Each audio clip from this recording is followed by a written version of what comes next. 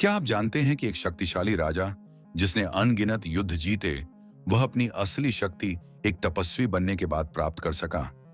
एक ऐसा व्यक्ति जिसने अपने अदम्य साहस और कठोर तपस्या से ब्रह्मर्षि का दर्जा प्राप्त किया और पूरी मानवता को गायत्री मंत्र का उपहार दिया।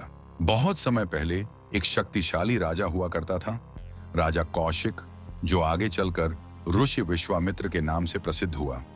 वह केवल एक योद्धा नहीं बल्कि न्यायप्रिय शासक भी था, परंतु उसकी जिंदगी तब बदल गई जब उसका सामना हुआ ब्रह्मर्षि वशिष्ठ से। कहते हैं, एक बार राजा कौशिक अपने विशाल सेना के साथ ब्रह्मर्षि वशिष्ठ के आश्रम पहुंचे। वशिष्ठ जी ने उन्हें खुले दिल से सत्कार दिया। वशिष्ठ जी के पास एक दिव्य गाय थी जिसका नाम कामधेनु था। वशिष्ठ जी जो भी मांगते, वह गाय उन्हें वह सब कुछ प्रदान कर देती थी। इसी गाय की सहायता से वशिष्ठ जी ने राजा कौशिक की विशाल सेना के लिए भोजन तैयार किया और उन्हें खिलाया। राजा ने सोचा, अगर यह गाय मेरे पास आ जाए तो मेरा राज्य और भी समृद्ध हो जाएगा।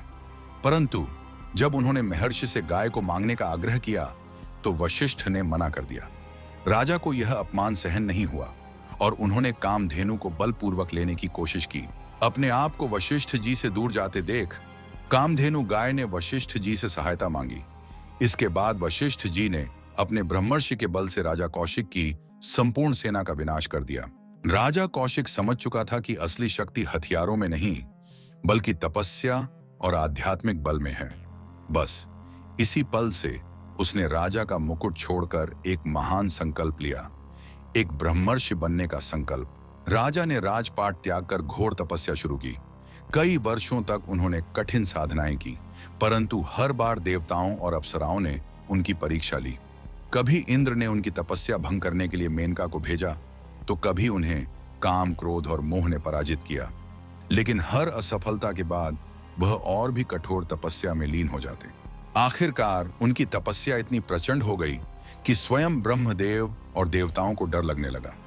ब्रह्मर्षि वशिष्ठ, जिन्होंने कभी उन्हें पराजित किया था, उन्होंने ही अंततः राजा को ब्रह्मर्षि की उपाधि दी और वे विश्वामित्र के नाम से प्रसिद्ध हुए।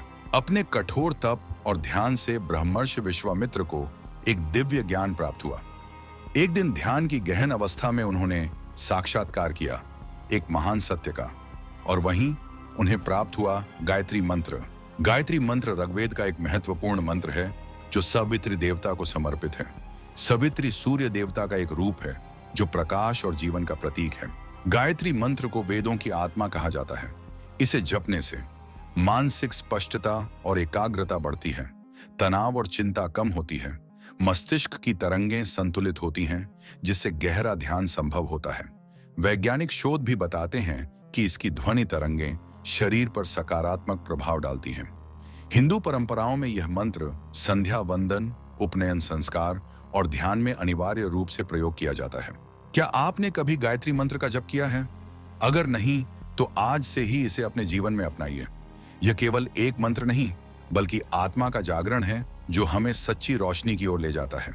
अगर आपको यह वीडियो पसंद आया हो तो इसे लाइक करें, अपने दोस्तों के साथ शेयर करें और हमारे चैनल फैक्टरम टीवी को सब्सक्राइब करना न भूलें, क्योंकि हम आपके लिए ऐसी ही रोचक और ज्ञानवर्धक कहानियां लाते रहेंगे।